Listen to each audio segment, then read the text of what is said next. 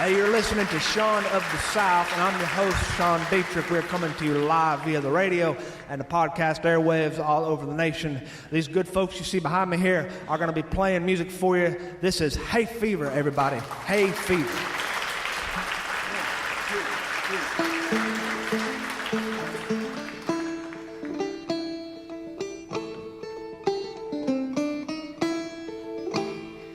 I break my back doing all your heavy lifting. I work my fingers raw down to the bone. I toe the line while you just keep on drifting.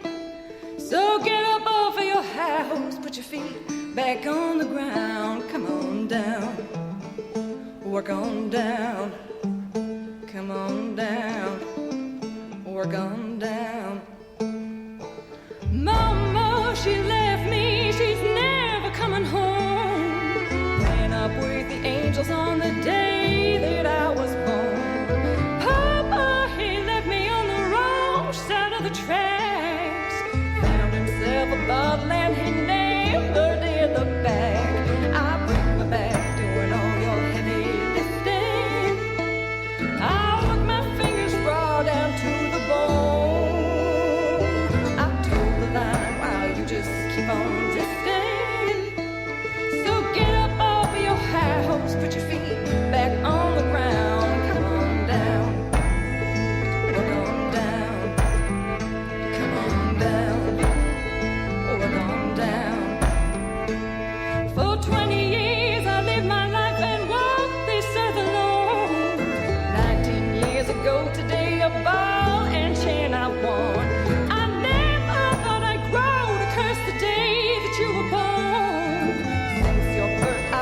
And no mercy am I shown. I break my back doing all your heavy lifting. I work my fingers raw down to the bone. I toe the line while you just keep on drifting. So get up off of your house, put your feet back on the ground. Come on down, work on down. Come on down. Work on down. See this hole I'm digging, oh, it might be for your grave. Moses didn't free me just so I could be your slave. I think I saw the devil walking here the other day. Put your idle hands to work before she comes to stay. I break my back doing all your heavy lifting. I work my fingers raw down to the you just keep on drifting. So get up off of your house, put your feet back on the ground. Come on down, work on down. Come on down, work on down. Come on down, work on down. Come on down, work on down.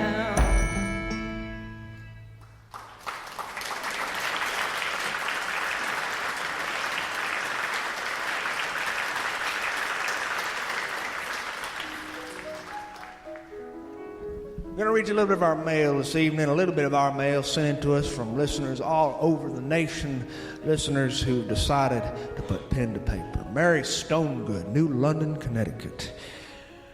Sean, we're going on a 10-state road trip, and I just had to write you about it because I thought you might care. I'm so excited. My mom is going to drive, and we're going to do all the stupid road trip things that road trippers do. I even have brought a tent in case we decide to get crazy and do some camping once we get to Florida. Anyway, just wanted to let you know. Dear Mary, just a word of caution from somebody who lives in Northwest Florida. Watch out for mosquitoes down here.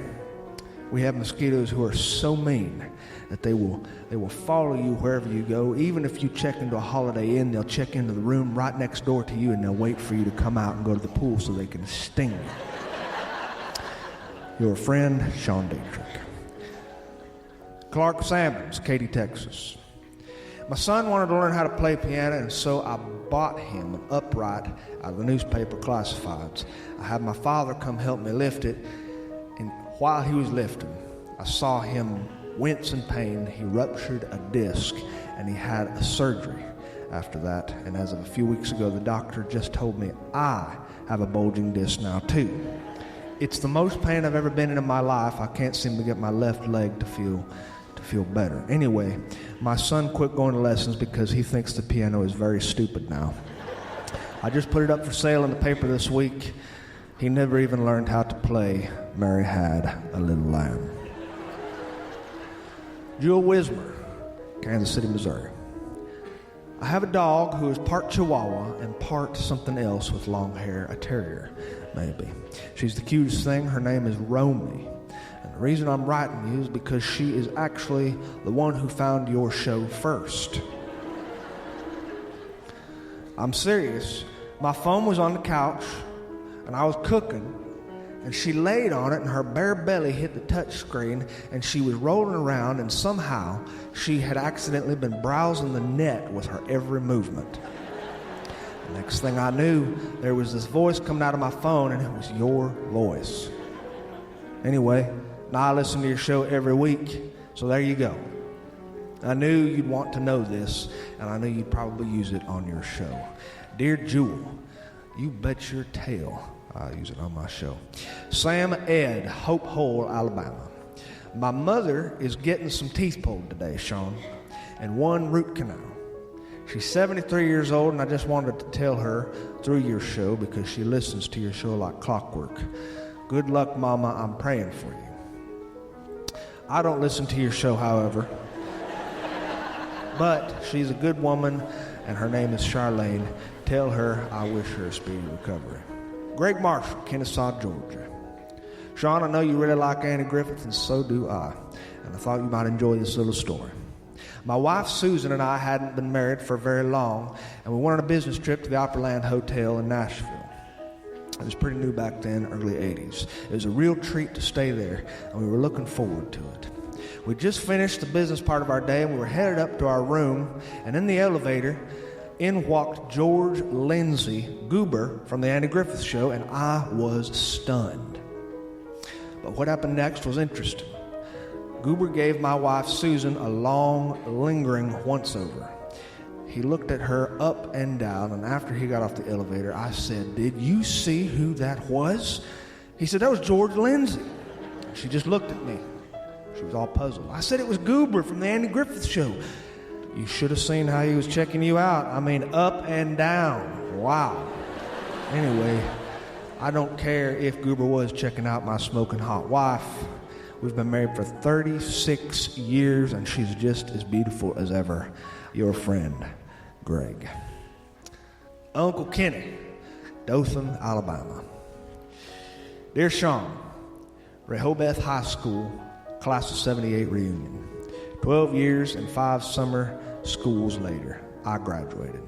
These are the folks that I spent my early years with. I worked at the country store from the time I was 11 till 16, 6 days a week. I'm sad to say it won't be the same. It won't be the same without the great Ronald Thomas. It won't be the same without him. Anyway, I've been much obliged if you mentioned this on your show, my 78, class of 78 class reunion. Kim Lynn Blunt, Columbus, Georgia. Dear Sean, I'm of Korean descent, but I speak with a southern accent, and some people make fun of me for it. But I can't help it. I was raised all around the South. My dad's from the hills of Tennessee, and I can see it all over people's faces. Whenever I start talking, they look at me and they just don't know how to act. A long time ago, it used to get so bad, I finally ditched my southern accent so that people wouldn't look so weird at me. After your show, though, I am back talking Southern again. I love my roots, and I'm not going to turn my back on them again. I'm 43 now, and I'm just now starting to learn the Korean tongue of my mother's lineage. She's teaching me a few times per week. She has a textbook and everything. I think it's helping us bond even more than we ever have before. Have a good day. Your friend, Kim. Peter Ackman, Redding, California. Sean, I have a poem for you that I hope you read over the air in your show. I'm a new listener. I'm a senior in high school this year, and I want to be a real poet, but not the one who uses big words. I want to use simple words, kind of like you do. I thought you might appreciate this poem. A Simple Man by Peter Ackman. I am a man, almost. I know how to love, which means I'm close. I'm a regular boy who has the choice to just enjoy what he's been given. Neither money, nor rock star fame, nor a famous name do I need to keep living, because I am a full-grown man, almost. For I know how to love, which means I'm close. Peter Ochman. Rhonda Pagarte, Little Rock, Arkansas. Sean, my dad passed last week, and we watched some funny TV shows in the hospital together before he went, and he laughed a little, and he told me stories about his Pentecostal mother. He was a Pentecostal all his life, and he was always the first to make fun of himself and some of his wacky beliefs. He left the church at least twice before he finally formed his own little tiny church in a little backwoods community, and their biggest service was only about 100 people. He visited every single one of them in his congregation whenever they were sick, at every single birth and every dedication and wedding and funeral. Every single person he ever visited came to visit us after he died. Even people who'd moved away and came back here, they came back here for the funeral. It was breathtaking. I have his ashes in my glove box in my car. I just can't seem to get rid of them. He wanted to be scattered, and I know this might sound weird to you, but he wanted to be scattered in Spain because he was of Spanish descent, and he always wanted to go where his father was originally from, but he never did get to visit. My husband, 2 girls, and I are preparing to go to Spain this winter for winter vacation. And there I'll be sprinkling some, not all, of my dad all over the place, and especially on El Camino, if you're familiar with that. Anyway, wish me luck, your friend, Rhonda. Dear Rhonda, bendiciones para ti, bendiciones de tu familia. Blessings on you and blessings on your family. Especialmente la memoria de tu padre. Ojalá que tu viaje es una gran experiencia para toda la familia. It means I hope this is an extraordinary experience for you and your family, but I don't hope, I know it will be a grand experience for you and your family. That's letters from our listeners. Let's have another tune here from Hay Fever, everybody. Hay Fever.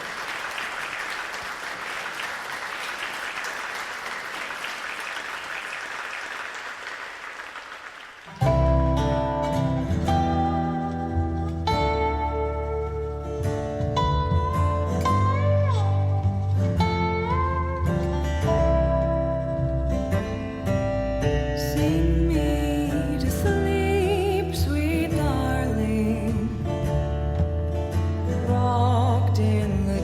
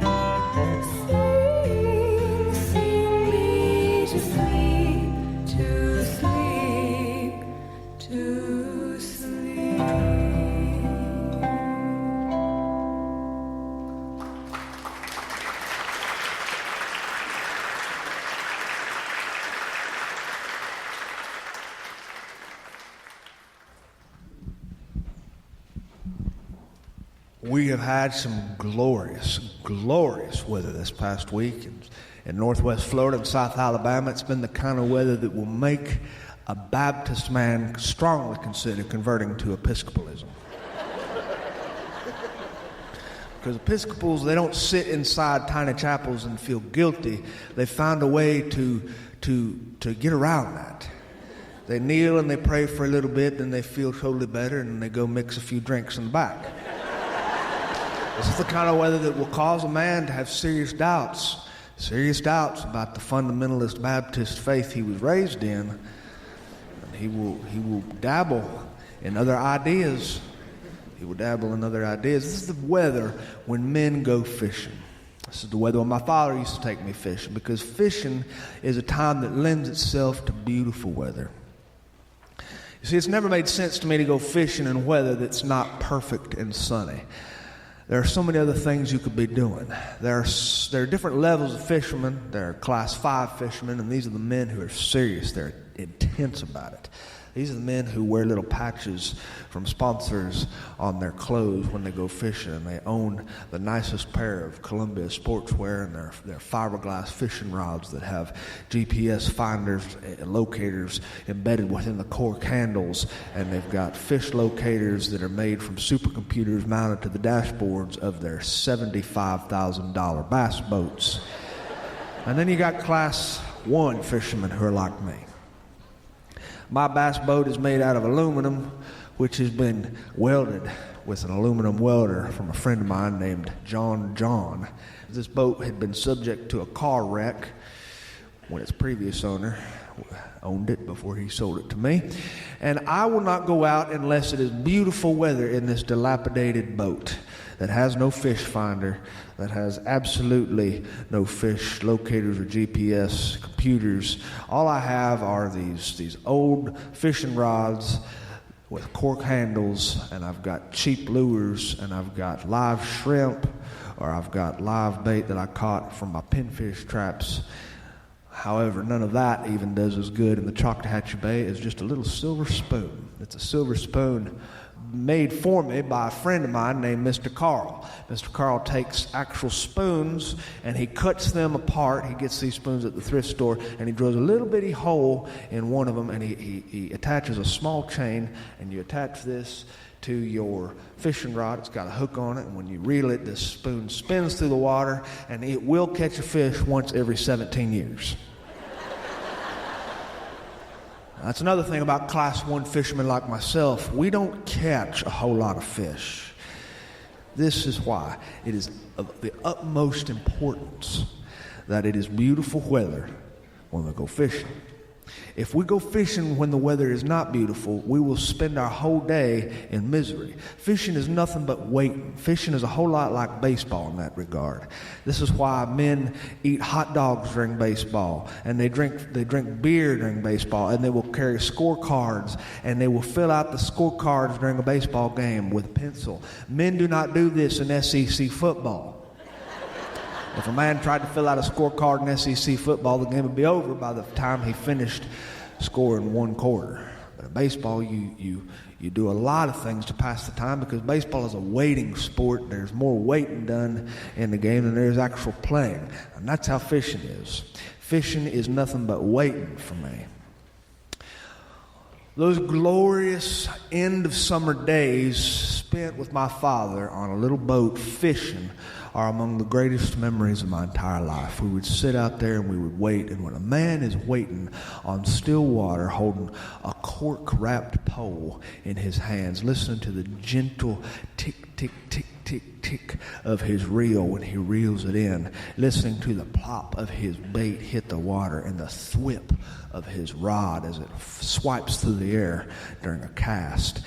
This environment makes a man into a philosopher. And my father would become a philosopher out there in the water. He'd say brilliant things that men can only say when they're fishing. He would say things like the sun don't shine on the same pig's butt more than one day in a row. He would say things like, it's better to squelch than belch and bear the shame than belch and squelch and bear the pain.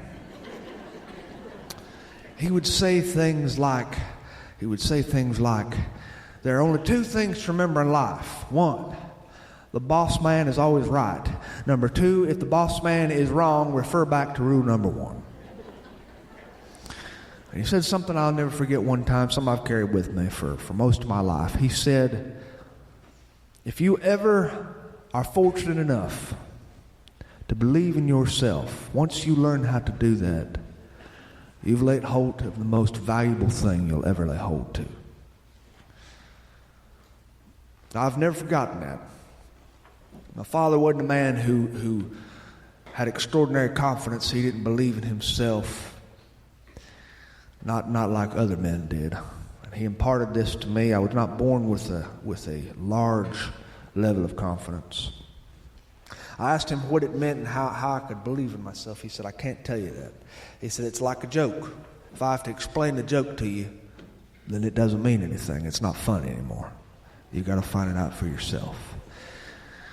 There were all sorts of jokes my father had that he ought to have explained to me but never did, because some of them were just flat out inappropriate, and some of them just flew over my head, like the joke about the man who walks into the bar and he looks at the bartender. He says, I will have a cup of black coffee with no cream. And the bartender looks at him and says, we're out of cream, but I can give you a cup of black coffee with no milk. That joke when I was a kid was just a little bit above my pay grade. My father would refuse to explain it to me. I did not understand that joke until I was 34 years old. When we would go fishing, my father would always do the same thing. He would do the same thing. He would drink Coca-Cola from the bottle, and he would place handfuls of peanuts inside this Coca-Cola bottle, the greenish-colored Coca-Cola bottle. Salt peanuts. He would place his thumb in the mouth of the Coca-Cola bottle, turn it upside down, and let them peanuts swirl around with that dark syrup, creating what he called the poor man's lunchbox. And then he would shake it up just a little bit with his thumb still over the mouth, and he'd point the mouth at me, and he would release his thumb ever so slightly and make the bottle pee on me. When he would finish his Coca-Cola, he would chuck that bottle as far into the water as he could. And he would always say it something ceremonious. He would say, take that, fish, since you won't take none of my bait. On a good day of fishing, a good sunny day, he could go through roughly 8 Coca-Cola bottles and a whole jar of peanuts. These are the things I remember about my father. They stick with me, and they'll probably stick with me forever. I still bring Coca-Cola out with me when I go fishing, but I can't drink 8. I can't drink 8. But I do enjoy the taste of peanuts and Coca-Cola. I always have, always will. I did not have a glorious life growing up. It's no secret. When I was in 7th grade after my father died, I dropped out of school. I didn't go to school. Thus, you're looking at a man before you tonight who has not attended a day of school past the 7th grade. At least not a day of high school. It wasn't until I was a grown man that I went to college. I was aimless in life. I had absolutely no idea what I was going to do. And this will only serve to make a man feel less confident about himself. And I grew up feeling very, very underconfident. I worked construction job sites from the age of 14. My first job was hanging drywall. I laid tile. I planted wax myrtles in a landscaping crew. I laid sod. I painted houses on the outside. I painted houses on the inside. I hung commercial roofing. I hung commercial gutter. For a short period of time, I even worked at an ice cream shop. I will never forget, right after we got married, my wife and I moved into this tiny little apartment complex in a rough part of town. It was small. We were so happy, though, and blinded by the joys of marriage that it didn't matter where we lived.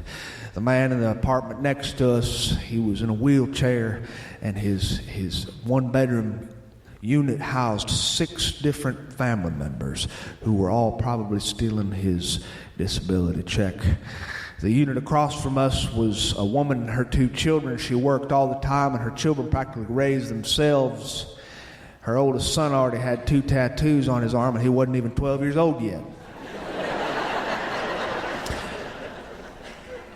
The unit above us, the man, he had a lot of cats, and them cats, they just wander around that apartment complex all over the place. Behind our apartment complex, we had this huge drainage ditch that they had tried to shape to look like a pond, but it was no pond. It was just an ugly, ugly drainage ditch, and when the wind was right, it smelled like a chicken factory and a retired jockstrap rolled into one. It was a foul-smelling little body of water. We had a maintenance man named Jimmy Danny. Jimmy Danny was a shirtless man who would ride around. He had silver in his hair. He'd ride around in a golf cart, a dilapidated golf cart. And his job, aside from just changing the light bulbs in the breezeways, was breaking up fist fights. And we had a lot of fist fights. You could always hear Jimmy Danny getting in a fist fight on Friday night, because that's when most of the folks conducted their rituals. And they would throw a punch, and I could hear Jimmy Danny skid up on his golf cart, and he'd say, "Hey, now cut it out now, cut it out now, cut it out now." And eventually I would hear Jimmy Danny howl, and that meant he'd been hit. Jimmy Danny had never been to Sunday school, so he was not familiar with the idea of turning the other cheek, and thus he did not do it. And so you could see Jimmy Danny on a Saturday morning riding his golf cart with a black eye. And he was not the happiest man. I worked in a church at the time because construction work had grown slow. I was a high school dropout without any prospects in life, no money, but I had me a wife, and I was just as happy as could be. She taught preschool, and I worked construction when I could, and I also played music at an all-you-can-eat seafood joint at night. And I worked at a church. I had to be there at church on Sunday mornings, on Wednesday evenings, and Saturday nights for prayer meeting. Now, of course, I didn't want to go to prayer meeting, but I had to be there because these were Baptists who had just a little bit of Pentecostal in them too. Prayer meeting is the most important time of the week. They paid me $300 each week. It wasn't enough to say grace over. Eventually, the construction business slowed so far down here in Northwest Florida, I started looking other places. I applied for all sorts of jobs. I even applied for a telemarketer job, if you can believe it. And I'll never forget it. The man at the telemarketing firm said, looking over my resume, "No high school? You ain't even been to high school?" He said, "How are you supposed to conduct an intelligent conversation over the phone if you ain't been to high school?" I didn't feel like telling that man that I'd read my share of books in my life. I've read a lot of books because I had a lot to make up for. I read so much that my eyes almost went cross. I like to read Mark Twain. I like to read works of classic literature like Papillon and Moby Dick. I like to read old dime store westerns.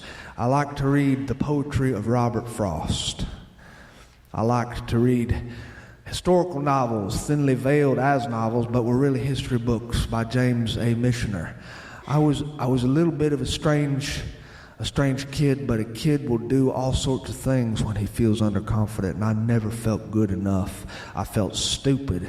And so to make up for this, I read a lot. But that man across from that desk looked at me, and he just saw one thing. He saw a high school dropout. I don't know that I've ever felt as low as I did that day. I went and I applied for a few more jobs, and I finally got a call back from a lady at an ice cream shop. An ice cream shop. Dear Lord, I never thought I would work in an ice cream shop. I showed up to that little place. I sat in the back to be interviewed by the manager. The manager was younger than I was, and she was smacking on her bubble gum.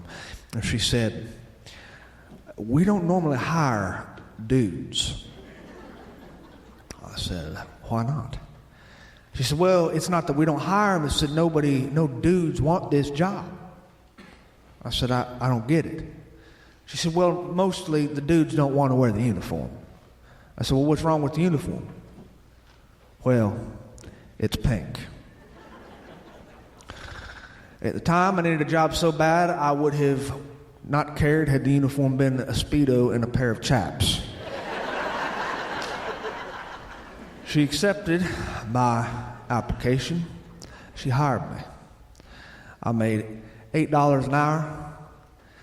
She introduced me to the uniform. It hung in the closet. It was all pink with a pink visor and employee franchise bylaws stated that all male employees must wear the same things the female employee wore, which was a pink apron with a picture of a unicorn on it soaring through a cloud that was shaped like a scoop of ice cream.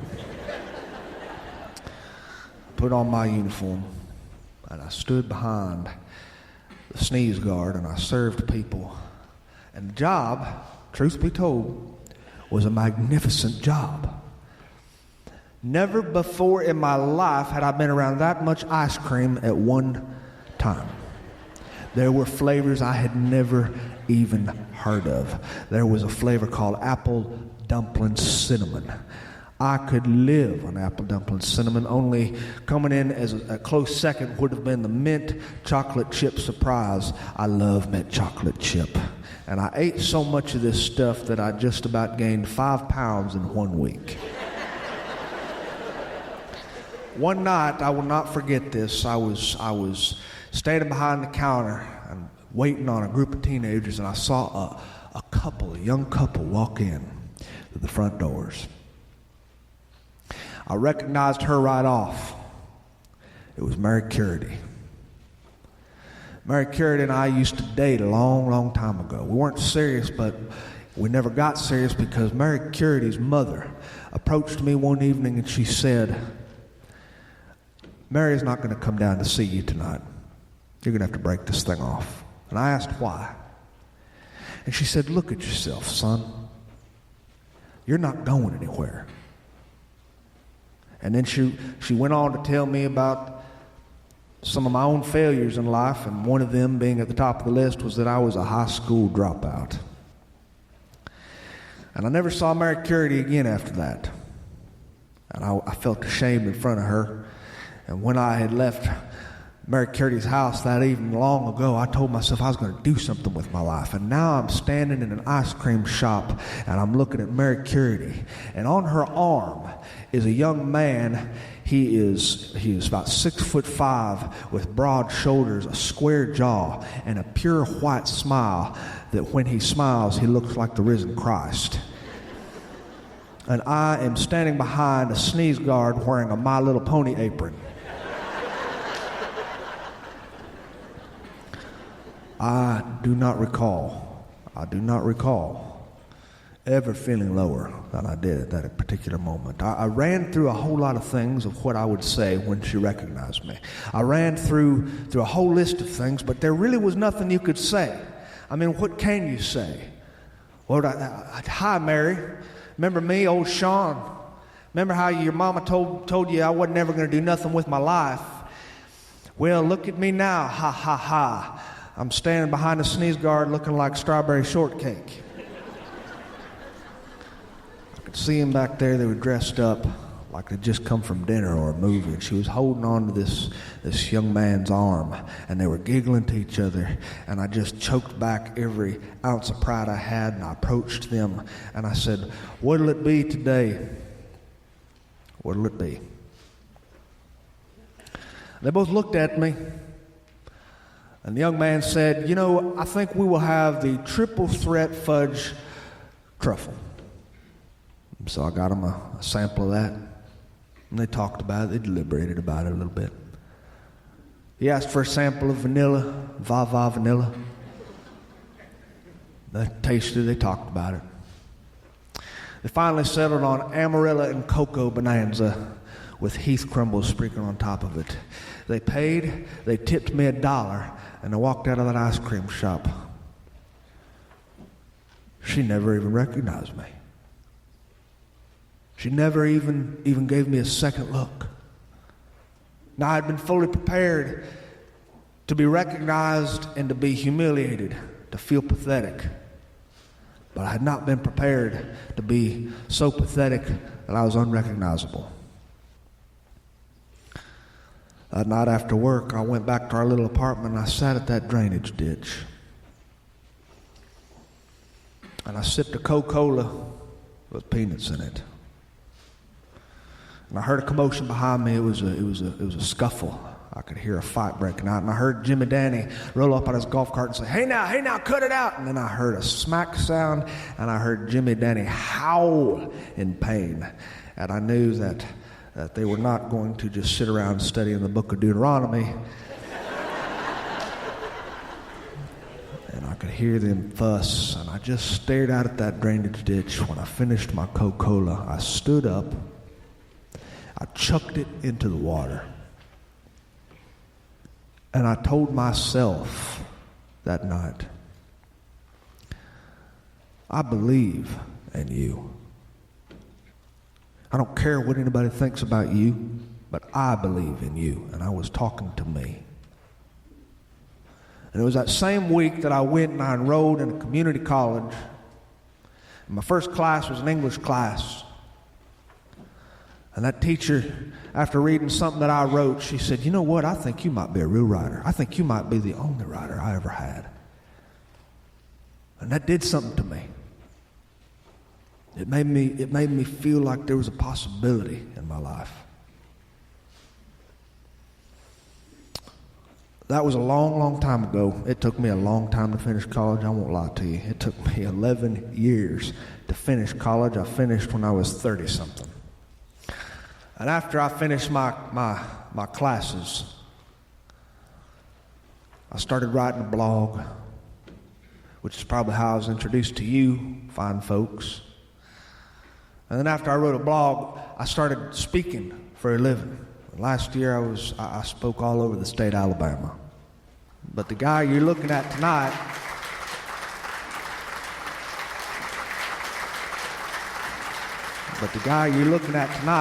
standing before this microphone, is still just a whole lot of nothing. Who once stood in an ice cream shop wearing a pink apron. A high school dropout. I will always be a high school dropout, no matter how I've completed college, and no matter how I've done anything with my life, I will always be that high school dropout. But, just a few days ago, in this glorious weather, I went fishing in a little boat out there in the Choctawhatchee Bay, Hawktown Bayou. I anchored my boat right out there in the center of the bayou, and I didn't catch a single thing. But I did drink a Coca-Cola filled with peanuts. And when I was finished, I chucked that bottle way out into the water. And I fired up my little motor, my little two horsepower motor, and I rode back to shore. I don't know that I've ever been so happy. Fishing makes me feel a little philosophical because I come from men who feel philosophical when they go fishing. Because this is just who we are. It's who we were made to be. Only I don't have any child with me in my fishing boat to share my philosophies with, so I guess you'll have to do. And my philosophy is this. Life is really tough. And I believe it's just about as tough on everybody. Nobody gets it any worse than the other. Nobody gets it any easier than the other. Everybody's got their own things to deal with. But once you find yourself, once you are brave enough to believe in yourself, I believe you've laid hold to the most valuable thing that you yourself will ever own. And once you have it, nobody can take it away from you. Hey, thanks for having me this evening. It's been a wonderful pleasure. Appreciate it very much.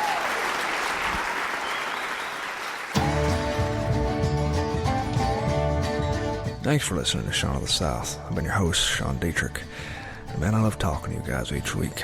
The music you hear behind me is O'Ray Jervis, Mason Mel, Greg Hay, and Maddie Hildebrand. Their prairie bluegrass style is infectious. Man, these guys are good. To find anything more about what they do, visit hayfeverband.com. And while you're there, I hope you check out their new album, The River.